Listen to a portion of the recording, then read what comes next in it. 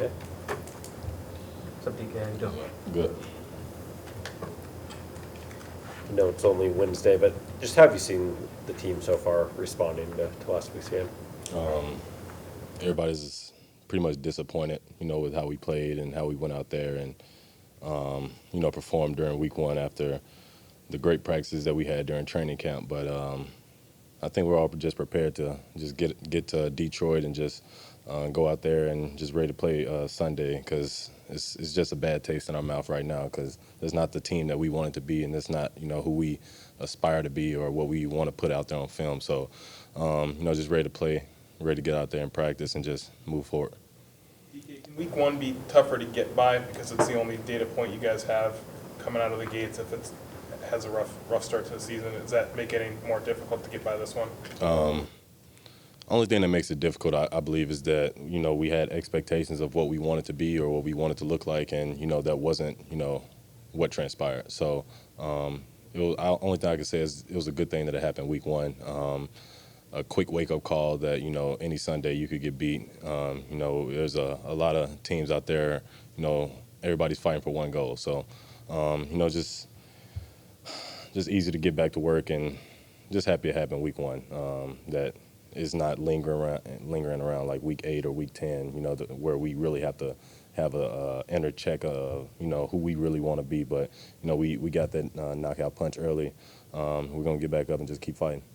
When you went back and watched the field, I guess, what were the issues trying to get the ball downfield a lot against the Rams on Sunday? I would just say effort. I know on my part, I really can't speak for everybody else's, but my part was just effort and play after play, just 100% effort. It wasn't just there like it's been in the past. So I know there's one thing I got to clean up, and just playing as a team. When something goes wrong or adversity hits, we just can't start pointing fingers or just looking around for somebody else to make a play or just to have an answer. We can't look for the coaches. We have to look inward and just rely on ourselves and our teammates and the practices that we've had, and all the connectedness that we've had since late July. So that's all we got to do is just start depending on each other and just start playing as a team more.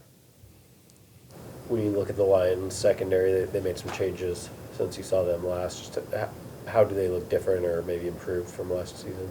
I know their head coach is going to have them prepared. They're a hungry group of guys. I know they had some key additions with Cam Sutton and CJ Gardner-Johnson back there, and they're going to come play hard and try to knock you down or talk stuff every play. So just got to overcome it.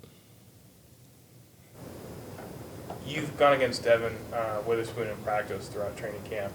Decent chance he plays for the first time this week. What is he as a cornerback? When you see him on the field going against him, what do you expect out of him? He reminds me of like a little gnat that doesn't go away. Like, he's always just around the ball. He's always just going to be around you, and he's always active. Like last week in practice, he chased me down, still trying to punch the ball out, and I'm 30 yards down the field. So that's just the type of player he is, and I expect that from him. A top 5 pick who's not going to, back down from a challenge. He's going to step up, and he's going to try to make a play every time he steps on the field. What do you see from him in terms of like The physicality late in training camp when he was out there. Yeah, he's a physical corner. Especially for his size, you don't expect it. But I see why we took him at pick number 5, because he's just a competitive person, through and through. He's not going to back down from a challenge, like I said. And the few times that I lined up against him, he always gave me a challenge, or he always looked at it as, all right, this is my time to get some work. And I looked at it as, all right, we're going to see what you're about. And he didn't back down from the challenge, so I like that. Your issue with 100% effort, what did you think might be the reason that happened? I can't tell you. I think it's just an inward experience, a lack of, preparation on my part. Just got to do a better job preparing during the week and knowing my job. Pete said he had a long talk with you about what happened at the end of the game with the kilo and everything. And yes, sir. I guess, was there a general message from Pete or in that? Or? That's between me and Pete. But the gist of the message was, I'm a target now, and I just gotta, carry myself as such and not just continue to hurt the team. So, that's what I'm gonna do. He's been with the Saints when we played him twice in the past. Yeah. Does he have a rep? Because he tried to get under your skin. Kind of got a rep for that. I mean, yeah, that's pretty much every DB. But it's just the volume that he talks at. What are the DBs usually saying to you to get under you? That's between me and the DBs. can't give you an inside scoop on that, man. But you know, they try to get me out of my game a lot.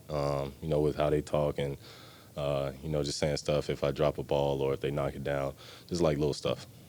That place is notorious for being really loud. Does that make it a challenge at all? I mean, receiver in your way out. I mean, in terms of hearing what's going on. I mean, every place that I've played at in my short career has potential to be loud. I know last year it did get pretty loud in there. The Steelers has been loud. KC has been loud as well. So I mean, every NFL stadium can get loud. You know, it's just up to us to keep them quiet.